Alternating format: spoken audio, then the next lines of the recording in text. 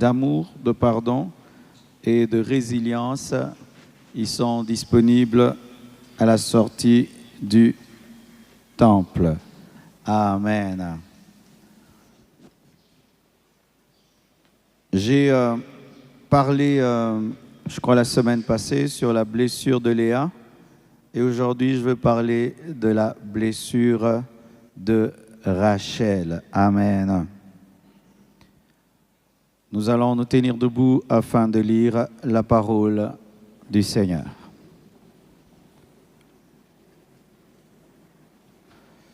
Genèse 29, versets 15 à 35. Puis Laban dit à Jacob, « Parce que tu es mon parent, me serviras-tu pour rien? Dis-moi quel sera ton salaire. » Or Laban avait 2 filles. L'aînée s'appelait Léa et la cadette Rachel. Léa avait les yeux délicats.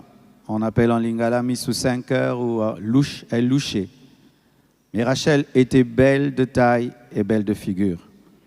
Jacob aimait Rachel et il dit, « Je te servirai 7 ans pour Rachel, ta fille cadette. » Et Laban dit, « J'aime mieux te la donner que la donner à un autre homme. Reste chez moi. » Ainsi Jacob servit 7 années pour Rachel et elles furent à ses yeux comme quelques jours parce qu'il l'aimait. Ensuite Jacob dit à Laban, « Donne-moi ma femme, car mon temps est accompli, et j'irai vers elle. » Laban réunit tous les gens du lieu et fit un festin. Le soir, il prit Léa, sa fille, et l'amena vers Jacob, qui s'approcha d'elle. Et Laban donna pour servante à Léa, sa fille, Zilpa, sa servante. Le lendemain matin, voilà que c'était Léa. Alors Jacob dit à Laban, « Qu'est-ce que tu m'as fait? N'est-ce pas pour Rachel que je t'ai servi? Pourquoi m'as-tu trompé? » Laban dit, « Ce n'est point la coutume dans ce lieu de donner la cadette avant l'aînée. Achève la semaine avec celle-ci et nous te donnerons aussi l'autre pour le service que tu feras encore chez moi pendant 7 nouvelles années, donc 14 ans. » Jacob fit ainsi et il acheva la semaine avec Léa. Puis Laban lui donna pour femme Rachel, sa fille. Et Laban donna pour servante à Rachel sa fille Bila, sa servante. Jacob alla aussi vers Rachel, qu'il aimait plus que Léa. Et il servit encore chez Laban pendant 7 nouvelles années. L'Éternel vit que Léa n'était pas aimée, et il la rendit féconde, tandis que Rachel était stérile. Léa devint enceinte et enfanta un fils, à qui elle donna le nom de Ruben, car elle dit, « L'Éternel a vu mon humiliation, et maintenant mon mari m'aimera. » Elle devint encore enceinte et enfanta un fils, et elle dit, « L'Éternel a entendu que je n'étais pas aimée, et il m'a aussi accordé celui-ci. » Et elle lui donna le nom de Siméon. Elle devint encore enceinte et enfanta un fils. Elle dit, « Pour cette fois, mon mari s'attachera à moi, car je lui ai enfanté 3 fils. » C'est pourquoi on lui donna le nom de Lévi. Elle devint encore enceinte et enfanta un fils. Elle dit, « Cette fois, je louerai l'Éternel. » C'est pourquoi elle lui donna le nom de Judas. Et elle cessa d'enfanter. Et vous allez vous asseoir, s'il vous plaît. Je vais continuer la lecture, étant donné que nous sommes en train de prêcher sur un personnage. La lecture doit être abondante. Genèse 31, 24. Lorsque Rachel vit qu'elle ne donnait point d'enfant à Jacob, elle porta envie à sa sœur. Elle dit à Jacob, « Donne-moi des enfants ou je meurs. » La colère de Jacob s'enflamma contre Rachel et il dit, « Suis-je à la place de Dieu qui t'empêche d'être féconde ?»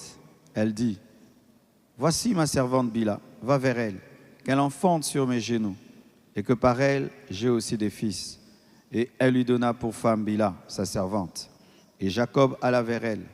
Bila devint enceinte et enfanta un fils à Jacob. Rachel dit, « Dieu m'a rendu justice, il a entendu ma voix et il m'a donné un fils. » C'est pourquoi elle appela du nom de Dan. Bila, servante de Rachel, devint encore enceinte et enfanta un second fils à Jacob. Rachel dit, « J'ai lutté divinement contre ma sœur et j'ai vaincu. » Elle appela du nom de Nephtali. Léa, voyant qu'elle avait cessé d'enfanter, prit Zilpa, sa servante, et la donna pour femme à Jacob. Zilpa, servante de Léa, enfanta un fils à Jacob. Léa dit, quel bonheur! Elle l'appela du nom de Gad. Zilpa, servante de Léa, enfanta un second fils à Jacob. Léa dit, que je suis heureuse, car les filles me diront heureuse. Elle l'appela du nom d'Asser. Ruben sortit au temps de la moisson des blés et trouva des mandragores dans les champs. Il les apporta à Léa, sa mère. Alors Rachel dit à Léa, donne-moi, je te prie, des mandragores de ton fils. Elle lui répondit, est-ce peu que tu aies pris mon mari pour que tu prennes aussi les mandragores de mon fils? Et Rachel dit, eh bien, il couchera avec toi cette nuit pour les mandragores de ton fils. Le soir, comme Jacob revenait des champs, Léa sortit à sa rencontre et dit, c'est vers moi que tu viendras, car je t'ai acheté pour les mandragores de mon fils. Dis à ton voisin, ne sois jamais un polygame. Quelle souffrance, hein? Ping-pong, toi tu es le ballon, maintenant on joue avec toi, quoi. Paya, paya, paya. Dis à ton voisin, ne sois jamais polygame. Alléluia. Dieu exauça Léa, qui devint enceinte et enfanta un cinquième fils à Jacob. Léa dit, Dieu m'a donné mon salaire parce que j'ai donné ma servante à mon mari. Elle l'appela du nom d'Issachar. Léa devint encore enceinte et enfanta un sixième fils à Jacob. Léa dit, Dieu m'a fait un beau don. Cette fois, mon mari habitera avec moi, car je lui ai enfanté 6 fils. Elle l'appela du nom de Zabulon. Ensuite, elle enfanta une fille qu'elle appela du nom de Dina. Dieu se souvint de Rachel. Il l'exauça et il la rendit féconde. Elle devint enceinte et enfanta un fils. Elle dit, Dieu a enlevé mon opprobre, et elle lui donna le nom de Joseph en disant que l'Éternel m'ajoute un autre fils. Acclamons le Seigneur. Aujourd'hui, on va beaucoup lire Genèse 31, 19 à 37 pour finir. Tandis que Laban était allé tondre ses brebis, Rachel déroba les téraphimes de son père et Jacob trompa Laban, l'araméen, en ne l'avertissant pas de sa fuite. Il s'enfuit avec tout ce qui lui appartenait. Il se leva, traversa le fleuve et se dirigea vers la montagne de Galad. Le 3e jour, on annonça à Laban que Jacob s'était enfui. Il prit avec lui ses frères, le poursuivit 7 journées de marche et l'atteignit à la montagne de Galad. Mais Dieu apparut la nuit en songe à Laban, l'araméen, et lui dit, « Garde-toi de parler à Jacob, ni en bien, ni en mal. » Laban atteignit donc Jacob. Jacob avait dressé sa tente sur la montagne. Laban dressa aussi la sienne avec ses frères sur la montagne de Galad. Alors Laban dit à Jacob, « Qu'as-tu fait? Pourquoi m'as-tu trompé? Et amènes-tu mes filles comme des captives par l'épée? Pourquoi as-tu pris la fuite en cachette? M'as-tu trompé et ne m'as-tu point averti? Je t'aurais laissé partir comme si c'était ce qu'il allait faire, au milieu des réjouissances et des chants, au son des tabourins et des harpes. Tu ne m'as pas permis d'embrasser mes fils et mes filles. C'est en insensé que tu as agi. Ma main est assez forte pour vous faire du mal. Mais le Dieu de votre père m'a dit hier, garde-toi de parler à Jacob, ni en bien, ni en mal. Maintenant que tu es parti, parce que tu languissais après la maison de ton père, pourquoi as-tu dérobé mes dieux? Pourquoi as-tu dérobé mes dieux? Jacob répondit et dit à Laban, j'avais de la crainte à la pensée que tu m'enlèverais peut-être tes filles, mais périsse celui auprès duquel tu trouveras tes dieux. En présence de nos frères, examine ce qui t'appartient chez moi et prends-le. Jacob ne savait pas que Rachel les eût dérobés. Laban entra dans la tente de Jacob, dans la tente de Léa, dans la tente des 2 servantes Bilha et Zilpa, et il ne trouva rien. Il sortit de la tente de Léa et entra dans la tente de Rachel. Rachel avait pris les téraphimes, les dieux de son père, donc les fétiches de son père, les idoles de son père, les avait mis sous le bas du chameau et s'était assise dessus. Laban fouilla toute la tente et ne trouva rien. Elle dit à son père, que mon Seigneur ne se fâche point si je ne puis me lever devant toi, car je sais qui est ordinaire aux femmes, donc elle était dans sa menstruation, elle a menti, qu'elle était dans sa menstruation, Il chercha et ne trouva point les téraphim. Jacob s'irrita et querella Laban. Il reprit la parole et lui dit, « Quel est mon crime? Quel est mon péché que tu me poursuives avec tant d'ardeur? Car quand tu as souillé tous mes effets, qu'as-tu trouvé? Quand tu as fouillé tous mes effets, qu'as-tu trouvé des effets de ta maison? Produis-le ici devant mes frères et tes frères, et qu'ils prononcent entre nous deux. » Genèse 35, 16 à 20, ils partirent de Bethel. Il y avait encore une certaine distance jusqu'à Ephrata lorsque Rachel accoucha. Elle eut un accouchement pénible et pendant les douleurs de l'enfantement, la sage-femme lui dit, ne crains point, car tu as encore un fils. Et comme elle allait rendre l'âme, car elle était mourante, elle lui donna le nom de Ben-Oni, mais le père l'appela Benjamin. Rachel mourut et elle fut enterrée sur le chemin d'Ephrata qui est Bethléem. Jacob éleva un monument sur son sépulcre. C'est le monument du sépulcre de Rachel qui existe encore jusqu'à aujourd'hui. Genèse 35, 16 à 20. Acclamons le Seigneur. Dis à ton voisin, les prédicateurs souffrent quand ils préparent la parole. Hein. Le volume est trop fort. Amen. Hein? Parce que d'autres nous voient, on prêche, on lit tout ça. Et ça, ce n'est pas tout. Hein. On lit encore d'autres qu'on ne peut pas lire. C'est pourquoi il ne faut pas critiquer une prédication. Tu ne connais pas la souffrance derrière. Acclamons Jésus.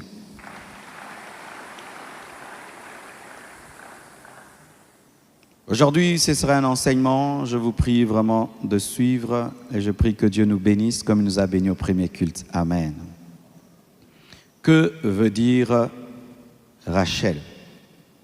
Rachel est un prénom hébreu et son sens c'est brebis ou petite brebis, petite brebis. Son nom veut dire douceur, vulnérabilité, dépendance, objet de beaucoup d'amour et de beaucoup de soins. Quand on parle de Rachel, c'est douceur, vulnérabilité, dépendance, objet de beaucoup d'amour et de beaucoup de soins, petite brebis. En Israël et dans la parole, on ne donnait pas les noms en vain. Chaque nom avait une signification, soit prophétique, soit le caractère de la personne, soit les conditions dans lesquelles la personne a été engendrée. Rachel signifie douceur, douce, aimée, mais à la fois exposée, parce que la brebis ne se protège pas elle-même. Ainsi, nous voyons que dans sa vie, il y aura beaucoup d'amour, mais aussi de fragilité. Et nous voyons que dans sa vraie vie, elle a été très aimée par Jacob, qui a travaillé 14 ans pour elle. 7 fois 2, 14. Donc, la perfection. Un amour grand et très grand, mais malgré le grand amour qu'elle avait de Jacob, elle avait un problème, une fragilité, elle était stérile. Elle a attendu dans la souffrance avoir un enfant. Donc elle était très aimée, mais à la fois elle avait une souffrance, elle a attendu dans la douleur un enfant, une combinaison d'amour et de souffrance. Alléluia. Laban était son père. Ce n'était pas l'enfant de n'importe qui, c'était l'enfant, la fille de Laban. Et qui était Laban? Laban, c'était un homme rusé, malin, qui est capable de faire d'une pierre deux coups dans un mariage. Amen. Hein? C'est-à-dire qu'il a une fille très jolie, et il a une fille qui n'est pas jolie, parce que Léa n'était ni belle de visage, ni belle de corps. En plus, elle louchait. Et un stratège malin dit que cette fille, je ne vais jamais la marier. Elle va vivre avec moi. Comment je ferai pour me débarrasser d'elle? Il avait déjà un plan. C'est sûr que lorsqu'un homme viendra épouser Rachel, lorsqu'un homme viendra dans ma maison, il ne verra que Rachel. Elle est tellement belle et personne n'épousera cette fille. Et qu'est-ce qu'il va faire? Il a mis en place une stratégie que celui qui va aimer Rachel devra aussi épouser Léa. Et comment il fait? Dans la nuit, il emmène Léa qui se déguise en Rachel et il demande à Jacob d'épouser à la fois Léa et Rachel. Donc, c'est la fille d'un malin et d'un rusé, c'est la fille d'un menteur, d'un roublard. Elle est la sœur de Léa, une fille qui n'est pas belle, une fille qui n'est pas attirante. Donc, le fait qu'elle soit belle de visage et belle de corps, elle se disait que je serais plus grande que Léa. Il y a des gens qui grandissent comme ça ensemble avec leurs frères, leurs sœurs. Tu es celui qui réussit toujours à l'école, tu es beau, tu es élégant. Et dans ta tête, tu te dis, ben, c'est sûr que moi, je serai plus que tous les autres. Regarde ma beauté, regarde mon intelligence, papa m'aime et tout. Tu dis que je réussirai. C'était ça. Lorsque Rachel regardait Léa, elle se disait, pauvre grande sœur, pauvre grande sœur. Et la preuve, c'est que c'est Rachel qui travaillait dehors. C'était elle qui était bergère, mais Léa resta à la maison. Donc, si on peut dire aujourd'hui, c'était une femme qui travaillait, qui allait au travail, qui avait un patron, qui avait un salaire, qui avait sa voiture, qui était libre, une femme indépendante, entre guillemets. Elle était plus libérée que sa sœur Léa. Elle est l'épouse du cœur de Jacob. Elle est l'épouse du cœur de Jacob et elle est la mère de Joseph et de Benjamin. Alléluia. La Bible nous dit que Jacob tombe amoureux de Rachel dès qu'il l'a vue. Ils se sont rencontrés au puits. Lui, il est berger, elle est bergère. Alléluia. Lui, il vit à côté des puits, elle vit à côté des puits. Donc, tout était là pour que Rachel soit heureuse avec Jacob. Il y avait beaucoup de similitudes, de compatibilité, beaucoup d'harmonie. Ils étaient faits l'un pour l'autre. Alléluia. Qui représente Rachel aujourd'hui? De manière pratique, Rachel représente les personnes qui sont aimées, mais qui ne sont pas exaucées dans les domaines qui les touchent. Ce sont des personnes qui sont aimées. Tu sens dans ta vie l'amour de Dieu, l'amour de ton père, de ta mère, de ton mari, mais tu n'es pas exaucé. Tu ne vis pas les résultats palpables de l'amour que tu as.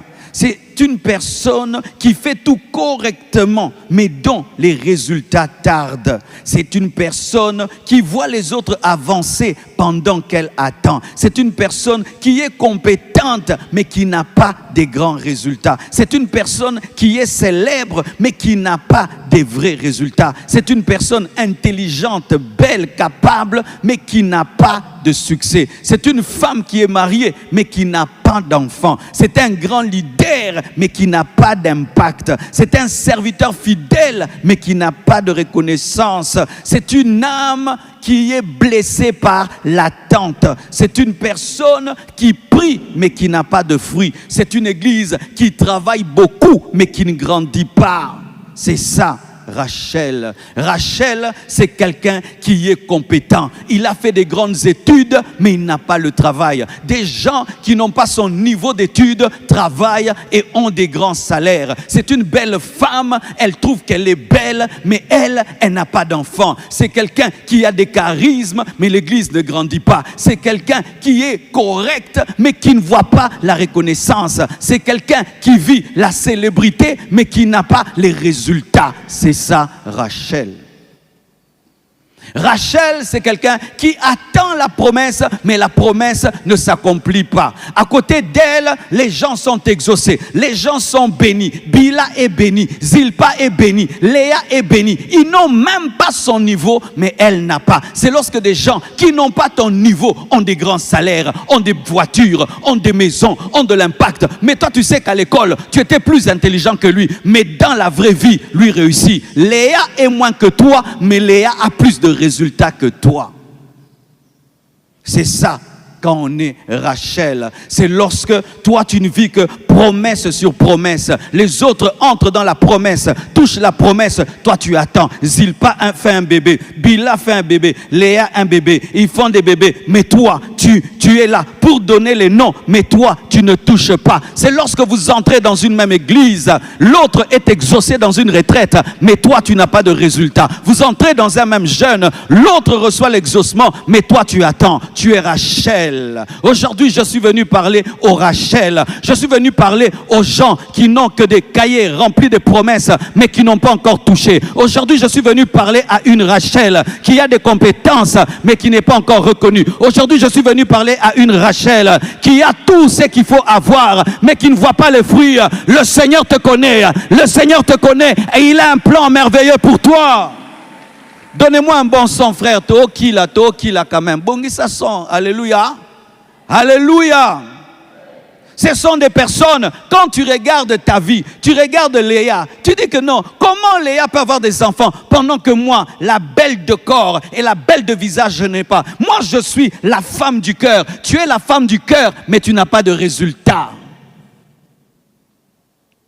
Au point où les servantes qui sont moins que toi, elles accouchent, mais toi la patronne, tu n'accouches pas. C'est lorsque tu es en position de leadership, mais tu n'as pas de résultats. Tu as que l'honneur, mais dans ton cœur, tu n'as pas de paix et tu n'as pas de joie. C'est ça, Rachel.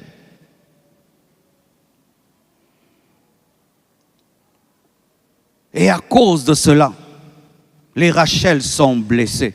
Rachel, ça peut être une femme. Rachel, ça peut être un homme. Il n'y a pas que des femmes Rachel, il y a aussi des hommes Rachel. Car lorsque dans la parole, on nous présente un personnage de la Bible, ce n'est pas que c'est seulement pour les femmes, parce que Rachel est une femme, ça concerne aussi les hommes. Les blessures de Rachel. Voici la première blessure de Rachel.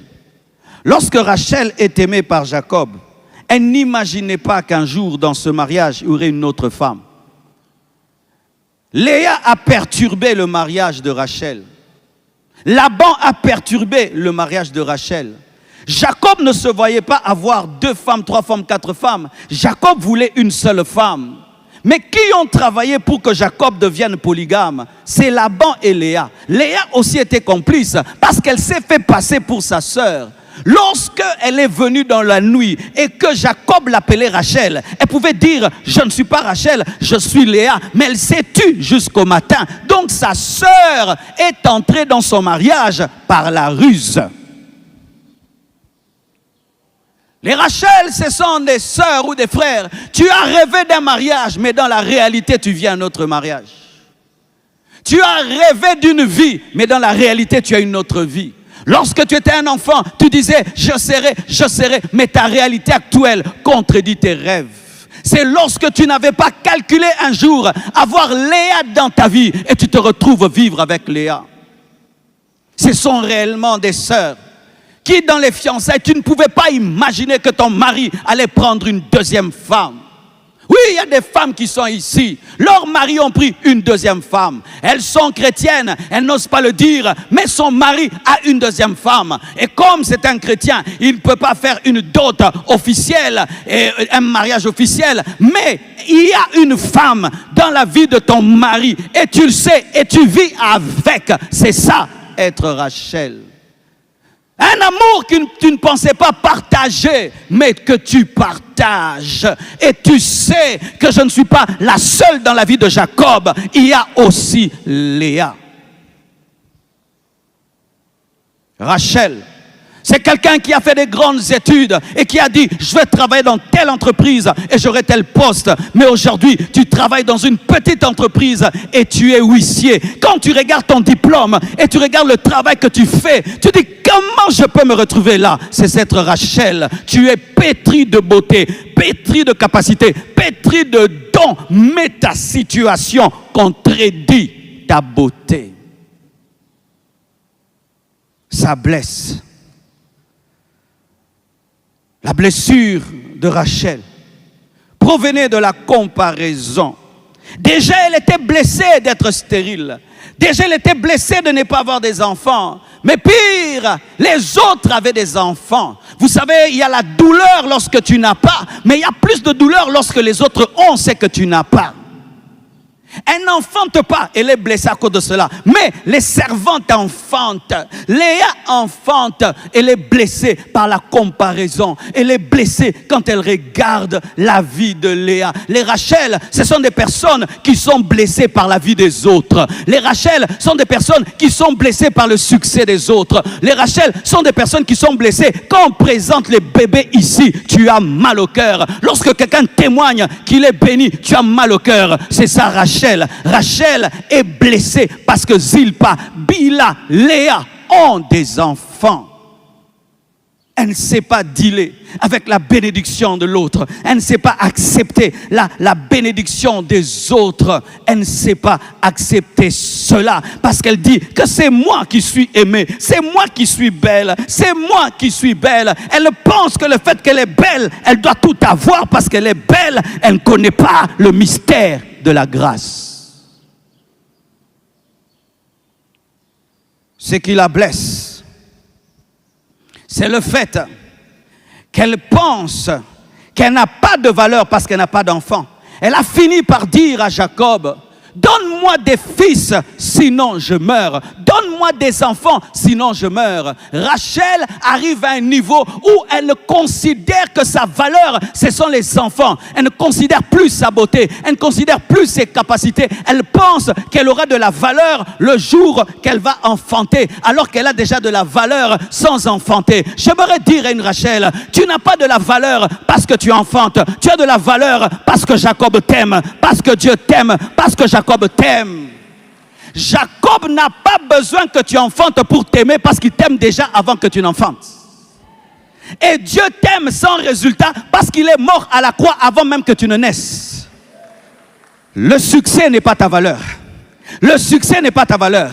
Le succès n'est pas ta valeur. Ta valeur, c'est l'amour de Jacob. Dieu t'aime. Dieu t'aime. Enfant ou pas enfant, Dieu t'aime. Résultat ou pas résultat, Dieu t'aime. Mais Rachel avait atteint un niveau que je ne suis rien parce que je n'ai pas de résultat. Je ne suis rien parce que je ne réussis pas. Tu es quelque chose. Réussite ou échec, tu es quelque chose. Parents, évitons d'éduquer les enfants de cette manière. Comme elle était utile à son père en tant que berger, elle disait, mon père m'aime parce que aussi je l'aide. Mais cet homme-ci, Jacob, je ne l'aide pas. Elle pensait qu'elle était aimée parce qu'elle travaillait, parce qu'elle portait du fruit, parce qu'elle apportait quelque chose. L'éducation. Lorsque ton enfant réussit à l'école, il sent que tu l'aimes beaucoup, il retient. Lorsqu'il échoue, il sent que tu le rejettes, il retient. Il se dit, papa m'aime quand je réussis. Cet enfant travaillera à réussir pour avoir l'amour. Alors qu'on ne cherche pas à réussir pour avoir l'amour, on réussit parce qu'on est aimé. Donne-moi l'amen. Les enfants doivent chercher le succès parce qu'ils sont aimés. Ils ne doivent pas chercher le succès pour être aimés. C'est pourquoi tu dois haïr les mauvais points, mais tu dois aimer l'enfant qui a échoué. Mais si tu mélanges le mauvais point et l'enfant, tu vas faire d'un enfant qui recherche l'amour par le succès. N'aime pas ton mari parce qu'il t'achète quelque chose. Aime-le seulement. N'aime pas ta femme parce qu'elle est utile. Aime-la seulement. Lorsque nous aimons pour et parce que, ce n'est pas l'amour. Ça fait des gens qui cherchent à réussir pour être aimés. Et tu ne réussiras pas toujours. Il y aura un jour où tu vas échouer. Mais il faudrait qu'il y ait quelqu'un qui t'aime, même si tu as échoué. Donne-moi l'amen.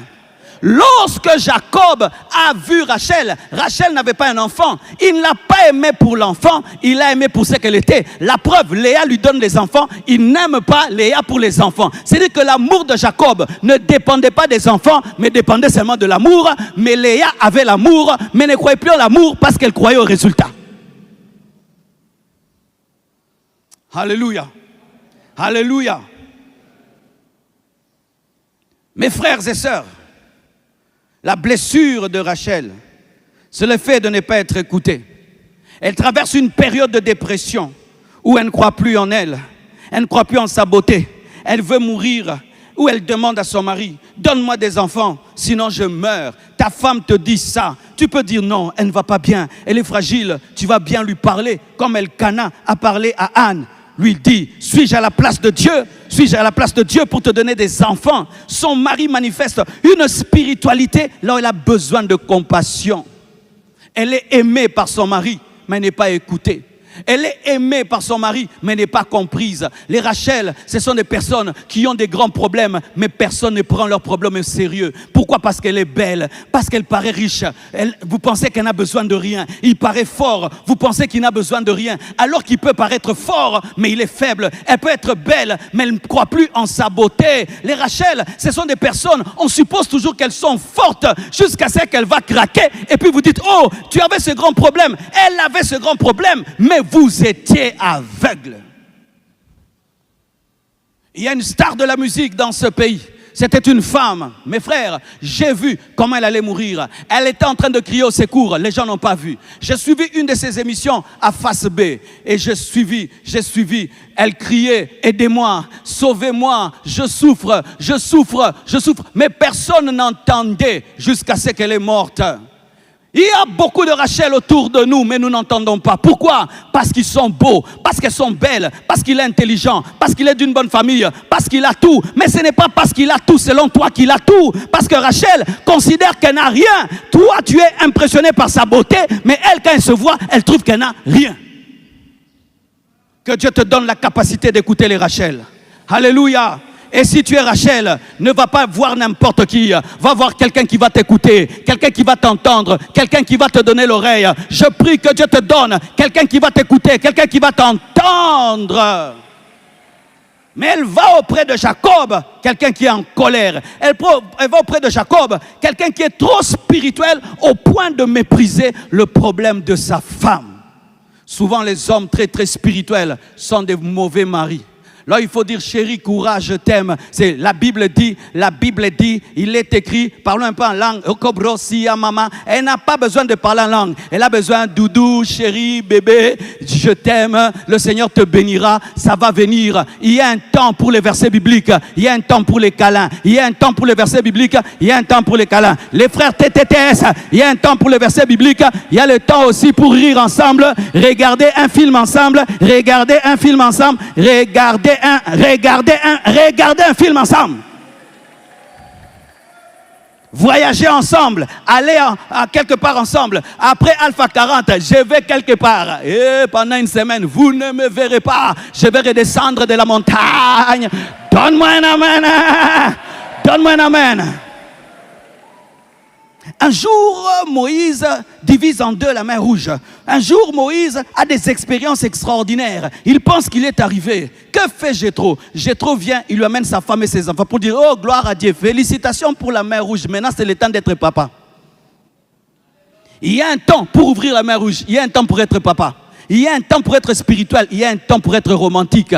Lorsque Rachel vient se confier à toi, ce n'est pas le temps de lui dire, suis-je à la place de Dieu? Elle sait que tu n'es pas Dieu. Mais si elle a dit ça, elle a craqué. Alléluia. Tu dois comprendre le langage dans le langage, le langage dans le langage, le langage dans le langage. Alléluia. Quelqu'un peut être prêt à se suicider, mais toi tu ne comprends pas. Regardez, lorsque son mari lui répond mal, c'est quand elle décide de prendre Bila et donner à son mari. Si son mari lui avait bien répondu, elle n'allait jamais donner Bila à son mari. Et vous savez, quand elle donne Bila à son mari, Bila nous donne qui? Nous donne Dan. Vous savez Dan est qui? Lorsque Jacob prophétise sur ses enfants, il dit Dan sera un serpent. Un serpent. Et lorsque vous lisez Apocalypse, Dan ne figure pas parmi les tribus d'Israël. Pourquoi? Les recherches disent que Dan sera la tribu qui va recevoir l'Antichrist. En soi, elle était prête à engendrer un sorcier. Alléluia. Elle était prête à engendrer un antichrist. Et si vous ne savez pas, c'est la tribu de Dan qui était la tribu la plus idolâtre parmi les 12 tribus. Pourquoi? Parce que Jacob n'a pas écouté Rachel. Si Rachel veut te parler, écoute-la. Si Rachel veut te parler, écoute-la. Si ta femme veut te parler, écoute-la. Si ton mari veut te parler, écoute. Si ton ami veut te parler, écoute. Même s'il est riche, même s'il semble fort, il n'y a aucun homme qui est fort tout le temps. Il n'y a aucun homme qui est fort tout le temps. Il n'y a aucun homme qui est fort tout le temps. Même Jésus a dit à ses disciples, je suis triste jusqu'à la mort. Même Jésus, devant la coupe, a dit, Père, s'il est possible, éloigne de moi cette coupe. Il a prié jusqu'à ce que sa transpiration est devenue du sang Si Jésus a traversé des moments d'angoisse, alors ton mari, alors ta femme, souvent les femmes, vous tombez dans le piège, ton mari est toujours fort, mais il est en train de te dire, je sens le découragement, je sens que je ne veux plus aller au travail. Ah, dis-lui, sois fort, je t'ai toujours connu, tu étais courageux, relève-toi, continue, tu es un grand homme. Si tu veux que je t'accompagne, je vais t'accompagner. Ce n'est pas parce qu'il est fort tout le temps. Il y a des temps où les forts ne sont pas forts, et Rachel a désiré la mort.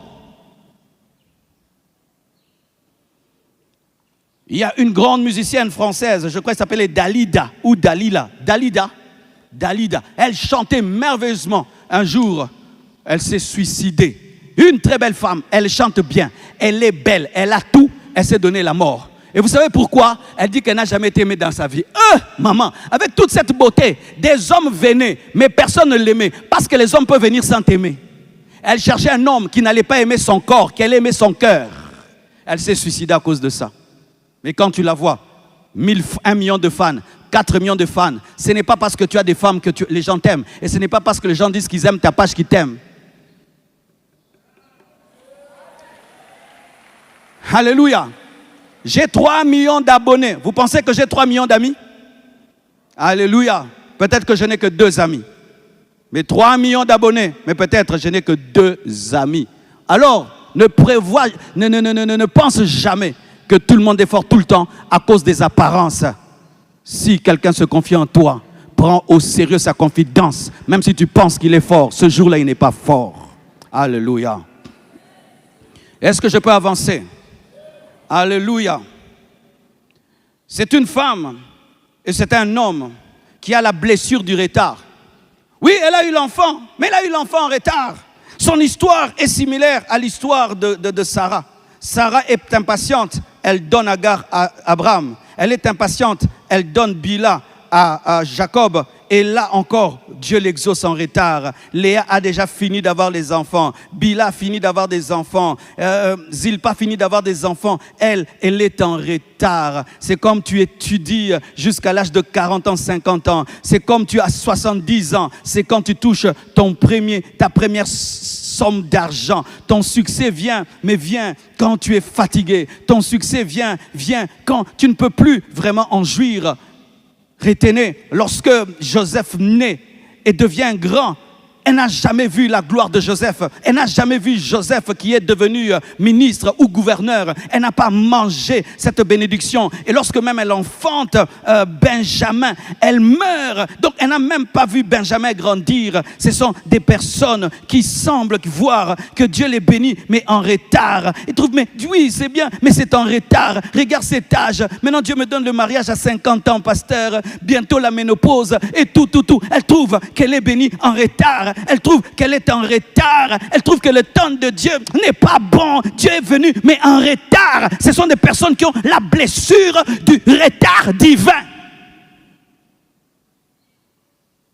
Ce sont des personnes qui trouvent que la montre de Dieu n'est pas bien réglée, qui auraient voulu même que Dieu le fasse vite. Comment tu peux me donner un enfant 90 ans, moi qui suis Sarah? On va se moquer de moi. Moi en retard, les enfants des autres ont grandi et moi en retard, je serai maman à cet âge-ci.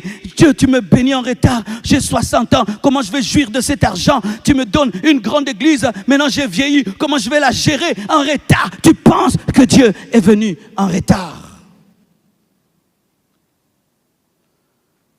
Oh Seigneur, aide-les Rachel au nom de Jésus. Ce n'est pas facile d'être Rachel. Oh, ce n'est pas facile d'être Rachel. Que tu sois venu à l'église ici des années, les autres sont bénis, et toi tu es toujours là, les promesses de Dieu, Dieu te bénira. Toi tu es dans le Dieu te bénira, pendant que les autres sont dans le Dieu m'a béni. Que Dieu te fortifie, Je sais que ce n'est pas facile, que Dieu te fortifie. Alléluia.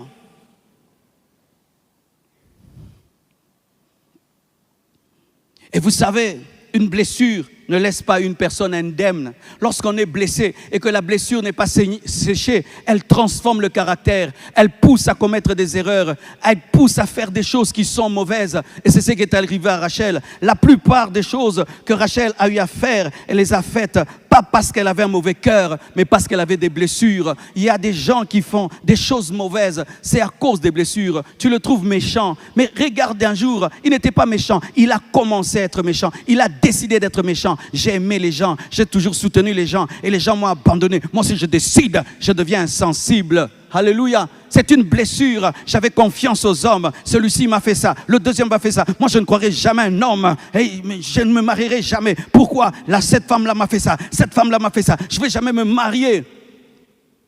Quelles sont les décisions que la blessure est en train de t'amener à prendre? Quel est le caractère aujourd'hui que tu as, qui n'était pas ton caractère? Toi, tu étais doux, toi, tu étais confiant, toi, tu avais la paix, toi, tu avais l'assurance. Tu es devenu quelqu'un d'autre. Fais attention, tu dois guérir de cette blessure. Et voici les défauts qu'elle manifeste. La jalousie et la comparaison. Elle ne regarde plus sa vie. Elle n'a plus ses yeux fixés sur sa vie. Elle a ses yeux fixés sur sa sœur.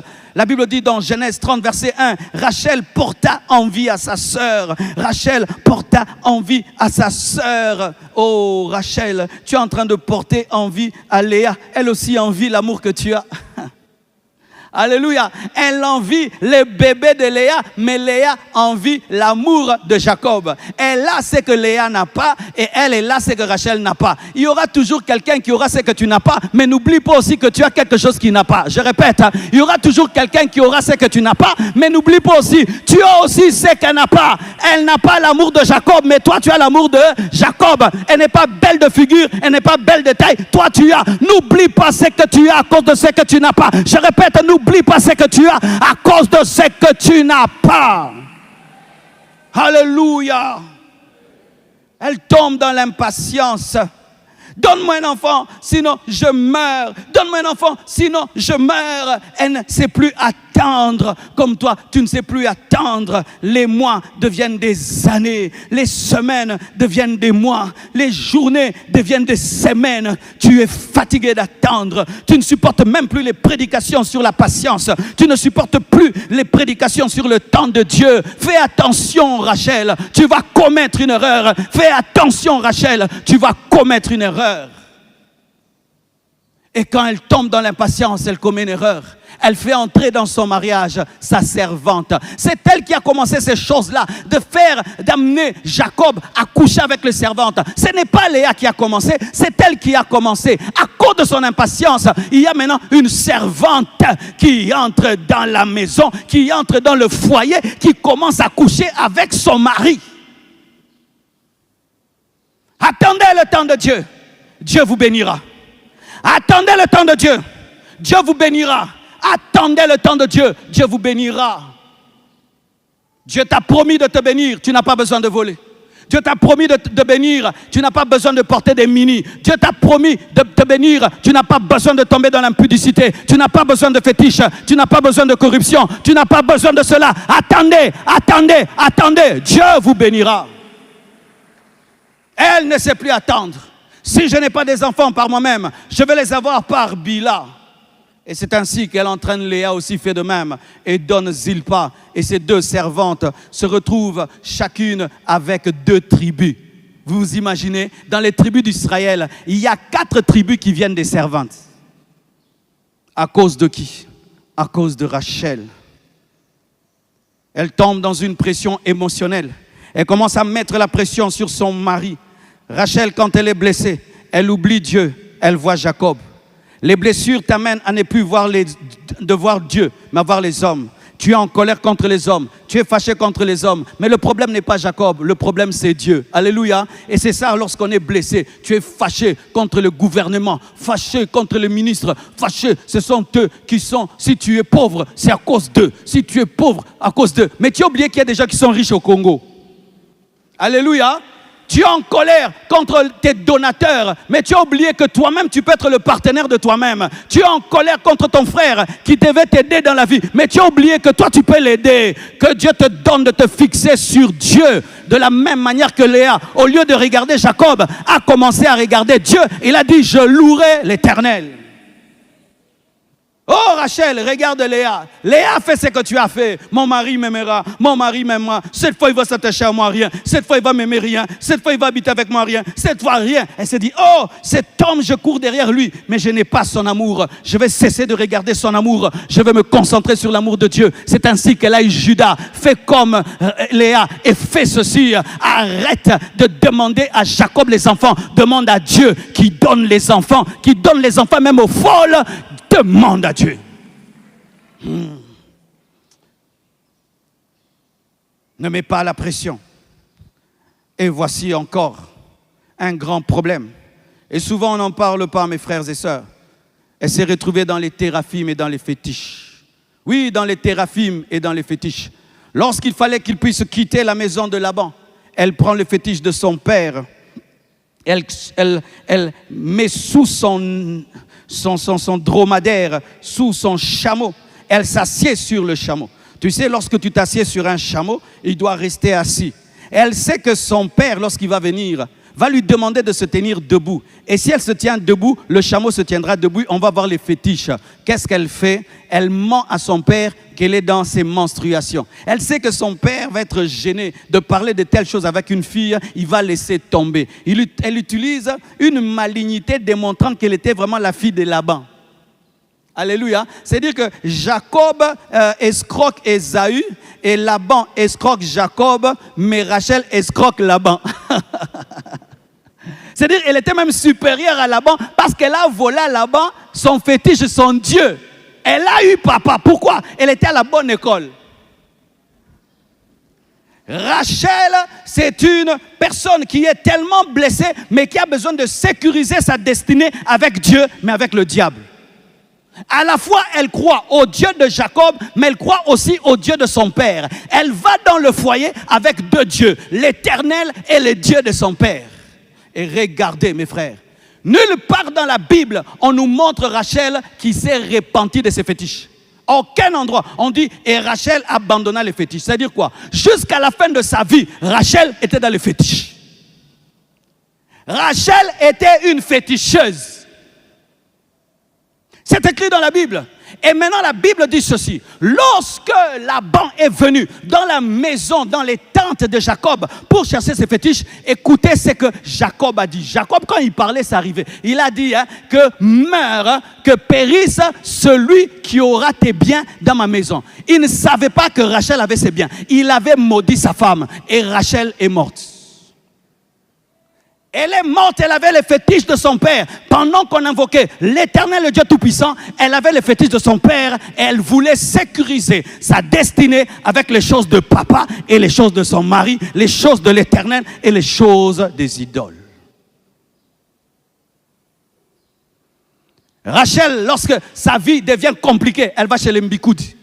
Rachel, quand sa vie devient compliquée, elle va qu'au Talissa. Rachel, quand sa vie est compliquée, elle va qu'on la lave. Rachel, samedi, chez les féticheurs, dimanche à l'église. Rachel a des mayakas. Rachel a des scarifications. Rachel a des trucs rouges là. Rachel, si tu lui enlèves les habits, oh, coup t'habille loco. Rachel, mais tu es à l'église.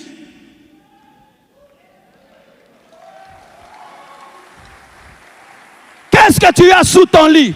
Qu'est-ce que tu as dans une chambre quelque part? Les Rachel, ce sont des chrétiens qui mélangent le satanisme et le christianisme, l'occultisme et le christianisme. Ce sont des prédicateurs qui mélangent le satanisme et le christianisme. C'est Rachel. Ce sont des personnes qui veulent sécuriser dans les deux milieux, Satan et Dieu. Rachel. Oh, elle a une vie de mensonge. Elle a menti à son père. Elle a une vie centrée sur les résultats. Sur les résultats. Rachel ne pense pas s'aimer. Elle pense seulement aux résultats. Que Dieu me donne le succès. Tu veux quoi? Que Dieu me donne le succès. Tu veux quoi? Que Dieu me donne le succès. Tu veux quoi? Que Dieu me donne les enfants. Les enfants. Sans les enfants, je ne suis rien. Elle, au lieu d'être concentrée sur Dieu, elle est concentrée sur elle-même. Quand vous regardez la vie de Rachel, c'est moi, c'est moi, c'est moi. Et lorsque Dieu voit que tu es ainsi, Dieu va bloquer jusqu'à ce que tu comprennes.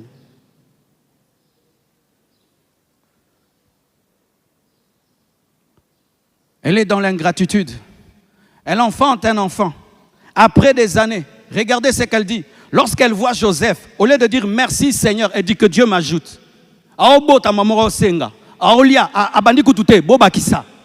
C'est l'ingratitude. Elle ne bénit pas Dieu pour ce que Dieu lui donne. Pourquoi? Parce qu'elle est en compétition. Lorsqu'elle a, elle ne regarde même pas ce qu'elle a. Elle regarde ce que l'autre a. La compétition va t'empêcher de dire merci. La compétition va t'empêcher d'être heureux. La compétition va t'empêcher d'être heureux. Tu dois bénir Dieu pour Joseph et ne pas penser à Benjamin. Rends grâce à Dieu pour ce que tu as déjà. Mais elle reçoit un enfant. À peine elle a un enfant, pendant qu'elle accouche, que Dieu m'ajoute. On est ça le consomme, alléluia. Il y a un temps pour demander, un temps pour dire merci. On ne demande pas, on s'arrête et on dit merci. Elle reçoit un enfant que Dieu m'ajoute. C'est-à-dire que celui-ci ne sert à rien parce que moi, je suis en course. Ma soeur a eu 6 enfants. Moi aussi, je dois avoir. La vie n'est pas une course. Chacun sa vie, chacun sa destinée. Si tu veux être blessé, tombe dans la rivalité. Tu auras des blessures et tu vas manquer ta paix. Rachel, c'est quelqu'un qui a une belle maison climatisée, même avec piscine. Et quand seulement le voisin construit 10 étages à côté, du coup, elle fait que regarder la maison de l'autre. Pourquoi lui a ça? Pourquoi lui a ça? Maman, baisse les yeux, regarde ta piscine, regarde ta maison, réjouis-toi de ta vie, réjouis-toi de ta vie. Arrête de regarder les maisons des autres. Tu as une belle vie, tu as une belle vie, tu as une belle vie. Rachel, tu as une belle vie. Concentre-toi sur ta vie. Mais elle n'a pas le temps de profiter de sa vie parce qu'elle est en compétition. Tu achètes une voiture, tu veux une autre. Pourquoi? L'autre a le nouveau modèle. Tu achètes un téléphone, tu veux le nouveau modèle parce que l'autre a le nouveau. Tu as quelque chose de l'autre. Pourquoi? L'autre il fait. Frère, on ne court pas avec Léa. Léa a la grâce. Dieu a vu qu'elle n'est pas aimée. C'est pourquoi Dieu lui a donné la vitesse de l'enfantement. Et toi, si tu veux la grâce de Léa, tu dois être vilaine. Toi tu veux tout à la fois. Tu veux et la beauté et la grâce de Léa. Dieu lui donne la fécondité afin de compenser son manque de beauté. Elle a payé le prix de ne pas être belle pour être féconde. Alléluia. Qui n'est pas perdu? Qui n'est pas perdu? Qui suit bien? Alléluia. Frères et sœurs, elle tombe dans la rivalité, elle tombe dans l'ingratitude et elle veut plus. Et Dieu n'aime pas les gens qui ne rendent pas grâce. Dieu retient. Cette femme, je lui ai donné Joseph, mais elle ne m'a même pas dit merci. Elle m'a demandé encore, ok. Et aïe aïe aïe. Elle tombe dans la rivalité jusqu'à mourir de rivalité. Mourir des rivalités, mes frères. La rivalité la tue. C'est-à-dire que Dieu lui donne Joseph. Au lieu de rendre grâce pour Joseph, dit que Dieu m'ajoute encore. Et retenez, un jour, elle avait dit, donne-moi un enfant, sinon je meurs. Et Dieu, maintenant, se souvient d'accomplir cette parole et lui donne un enfant qui la tue. Quelle que soit ta souffrance, ne dis pas n'importe quoi devant Dieu. Plains-toi dans la louange. Plains-toi dans l'adoration. Ne vous plaignez jamais en parlant mal. Même si tu as une grande blessure, fais l'Éternel a donné, l'Éternel a repris, que l'Éternel soit loué. N'insulte jamais Dieu. Israël méprisa la manne. Quelle misérable nourriture. Et Israël demande la caille. Dieu envoie des serpents brûlants. Et comme même Dieu donne la caille, il dit, je vais vous donner la viande. Et la viande va sortir de vos narines. Il ne faut pas que Dieu te bénisse en colère. Un jour dans ma vie, mes frères, j'ai acheté ma première voiture. Ma première voiture, c'était une Mercedes. Mes frères, je l'ai achetée à $1 300. 10 300 $. Le prix d'une moto. Et quand j'achète cette Mercedes, mes frères, je la démarre et je l'amène à la maison. Lorsque j'arrive en cours de route, mes frères, la voiture chauffe, la boîte bloque. J'ai remorqué la voiture achetée jusqu'à la maison. Je devais cotiser pendant des mois pour acheter une boîte de vitesse de $700, mes frères. J'ai fait des cotisations. Et quand je l'ai acheté, on l'appelait vaisseau spatial, soucoupe volante. Cette voiture avait de la fumée tout le temps. Donc si je passe, tu sais que je suis passé par la fumée que je laisse. Mais je m'habillais bien dedans. Je la lavais chaque samedi. J'aimais mon vaisseau spatial. Et un jour, j'avais mes frères et sœurs dans la voiture. Et on rentrait à la maison. On est arrivé à 80 jours. Vous connaissez la montagne de 80 jours, mes frères. Et j'arrive là. Ma voiture commence a dégagé une fumée presque noire, mes frères. Elle force pour monter. Pendant que je force pour monter, il y a une voiture qui vient, toute neuve, avec des jeunes dedans, peut-être des païens. Et ils me rattrapent. J'ai dit non, Dieu. Moi, j'étais déjà sur cette montagne depuis longtemps. Donc moi, je vais dépasser. Frère, il me double. Non, j'ai dit non, vous n'allez pas me doubler comme ça. Je mets le renfort pour les doubler. Ma voiture commence à bouger. Fait la chimie. Tout le monde bouge dedans. Mais moi, je dis non, je dois les dépasser. Et puis ces gens me dépassent. Et me disent, Boaka, Boaka, Boaka. Oh, tambolane, loga foulou. Dès qu'on a soit blessure intérieure. En français, ils me disent, jette cette voiture à la poubelle. Elle est foutue. Je dis non, je dois doubler ces jeunes, leur montrer loin de Dieu. Frère, j'ai fait tout, pas moyen. Leur voiture est neuve, elle ne fait même pas d'effort. C'est comme si elle glisse. Moi, c'est... Frère, et puis disparaissent. Quand j'arrive seulement au sommet de la montagne, la voiture a chauffé, prise d'air, la fumée, on a quitté la voiture. Je suis mort comme Rachel à cause de la rivalité. Arrête la rivalité va te tuer. La rivalité va te tuer. Il y a des gens qui feront facilement ce que tu fais difficilement. Reconnais qu'ils ont cette grâce. Reconnais qu'ils ont cette grâce. Reconnais qu'ils ont cette grâce. Tu ne vas pas te comparer à un poisson dans l'eau. Tu ne vas pas te comparer à un poisson dans l'eau. Lui, il est dans son élément. Toi, tu es un homme. Mais lui ne peut pas se comparer à toi aussi lorsque tu sors de l'eau. Chacun son domaine. Chacun sa dimension. Chacun son domaine. Chacun sa dimension. Frères et sœurs, et Rachel est tombée dans une rivalité pour rien. Dites pour rien. Dites pour rien. Aïe, aïe, aïe. Lorsque j'ai étudié la vie de Rachel, j'ai eu mal pour elle. Vraiment, j'ai eu mal pour cette femme. Comme si je la connaissais personnellement. Belle, elle a tout. Et puis elle meurt. Elle n'a même pas vu la gloire de ses enfants. Et j'ai voulu voir quel est l'enseignement que Dieu nous donne au travers de cette histoire. Et je me rends compte que dans le plan de Dieu, il n'y avait pas Léa d'un côté, il n'y avait pas Rachel d'un côté, il y avait une équipe ensemble. Dieu ne voulait pas qu'il y ait compétition entre Léa et Rachel. Dieu voulait qu'il y ait fusion. Parce que si tu es Rachel, Léa va t'enseigner des choses. Et si tu es Léa, Rachel va t'enseigner des choses. Alléluia.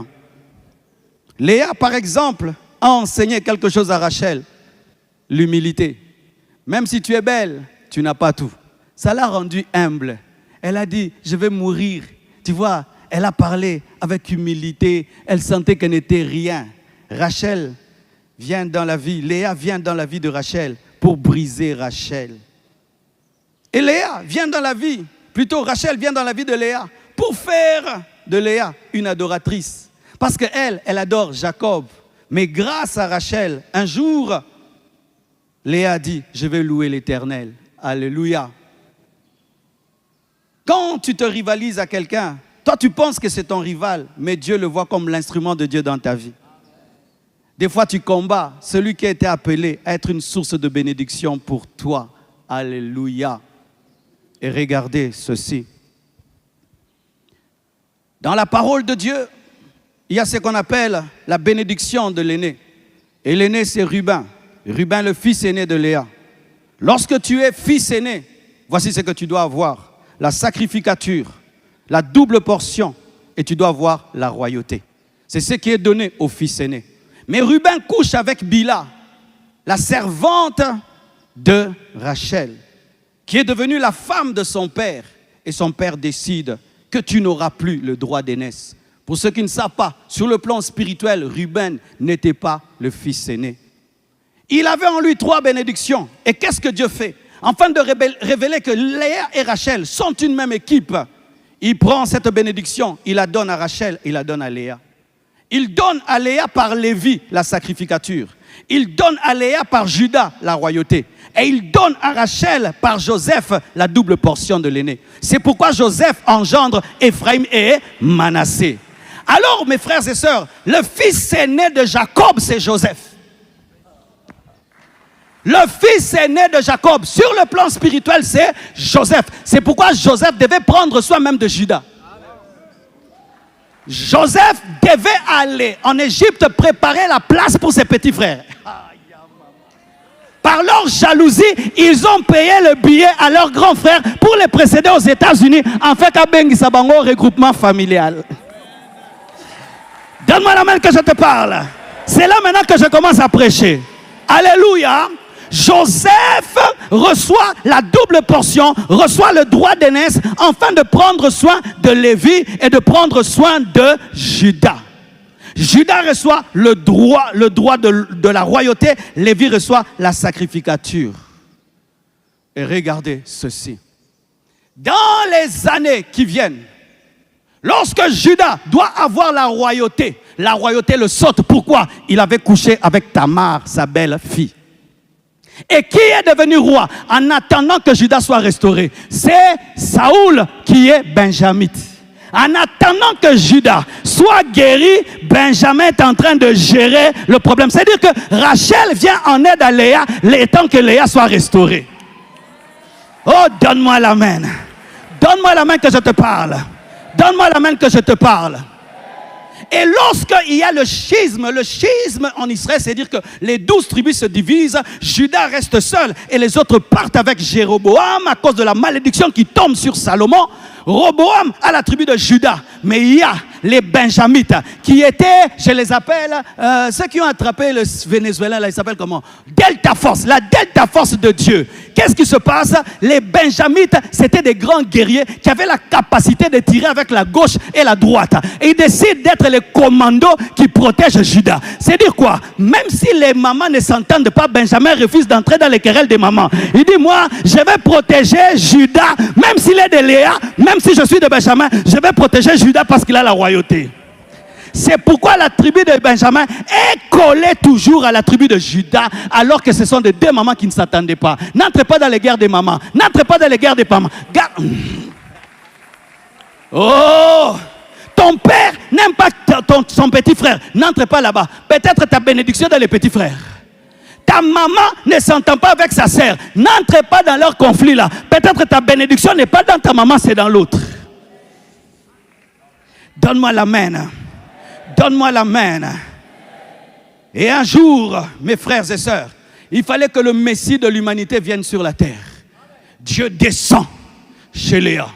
Et il trouve deux dimensions, la sacrificature et la royauté. Parce que Jésus devait être souverain sacrificateur selon l'ordre de Melchisédek. Et Melchisédek, il est roi, il est aussi sacrificateur. Qui lui donne la royauté, c'est Judas. Qui donne la sacrificateur, c'est Lévi. Lévi lui donne Marie et Judas lui donne Joseph. Parce que vous devez savoir que Jésus est le lion de la tribu de Judas, non pas par Marie, mais par Joseph. C'est Joseph en adoptant la grossesse de Marie que Jésus est entré dans la tribu de Judas. Donne-moi la main. Donne-moi la main.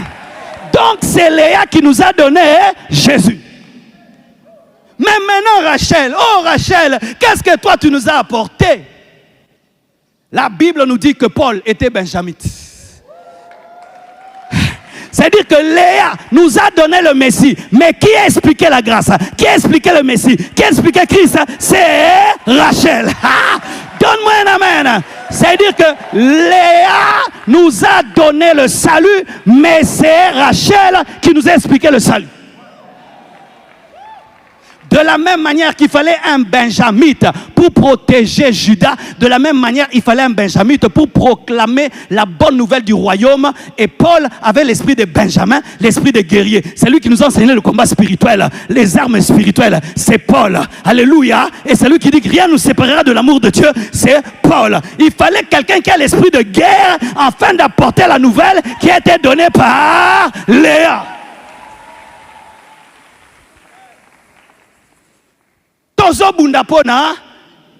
Nous nous battons pourquoi?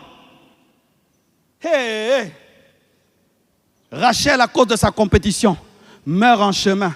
Mais Léa est enterrée avec Abraham, Isaac, Rebecca et même avec Jacob.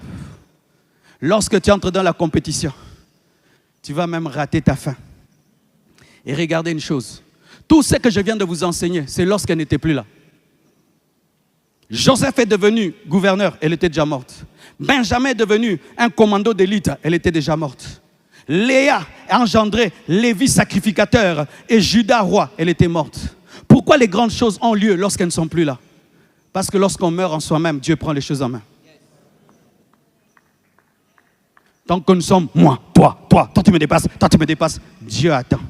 Le jour que tu dis, tu es plus que moi, tu me dépasses, Dieu commence. Frère, plus tu tardes à être guéri, plus tu fais tarder le plan de Dieu. J'ai compris une chose dans ma vie. Je n'aurai jamais tout. J'ai compris une chose. Je ne serai pas le plus grand pasteur du monde. Pour ça, je ne me bats même plus. J'ai accepté d'être Marcelo.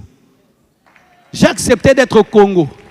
De prêcher des fois dans la chaleur. De prêcher des fois, il y a des inondations. De prêcher des fois, il y a des rivières à sauter. De prêcher des fois, et puis même des embouteillages. J'ai prêché des fois, les Wewa gratte ta voiture. C'est la grâce de Marcelo. Ma récompense céleste. Je n'envie pas un pasteur qui est aux États-Unis, qui prêche dans la climatisation. C'est sa grâce à lui. Moi aussi, j'ai ma grâce à moi. Alléluia. J'ai besoin d'un frère qui est très élancé, très élancé. Cours vite. Très élancé. Viens vite. Je vais vous montrer quelque chose. Ok. J'ai besoin d'un frère qui n'est pas très grand détail.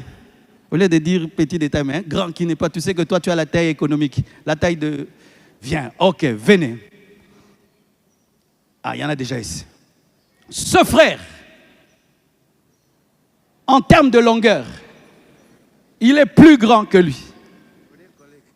Collègue. Amen. Lui, il est plus proche de la toiture. Mais lui, il est plus proche du sol. Qui est plus grand? Dans le domaine de la toiture, il est plus grand. Dans le domaine du sol, il est plus grand.